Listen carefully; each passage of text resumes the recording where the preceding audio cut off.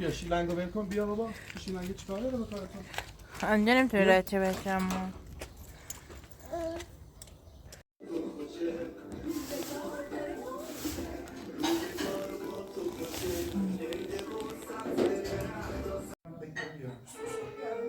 خواهد کجای؟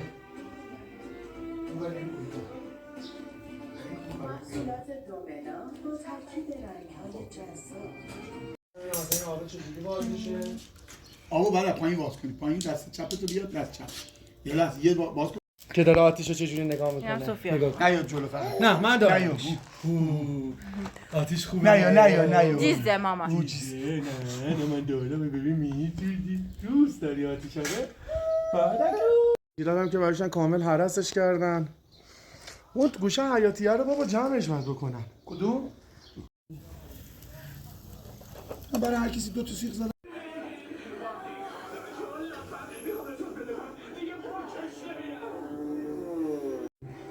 بزنید بچه ها دیگه من همه رو یکی میکنم اینجا جلو کن کلن بی تحرکم این بی تحرکی گرفتگی رو جمع شده از ها میگیره. آره اون اتاق هیچی نداره برو تو اتاق بابا. اینجوری نه خانم من اصلا آره برو. بعد جدیدن دستم یکی از مفصل آمانه اینجا این در بیشتر دیگه بی خود کف خود به خود نمی کف مثلا نمیدونی مال چیه دیگه بگو با تو اینه معلوم.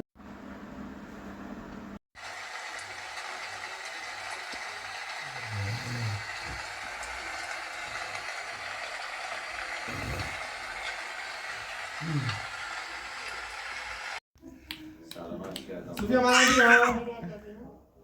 بله خانم بفرمایید. مثبت خوش میگذره. منم دیگه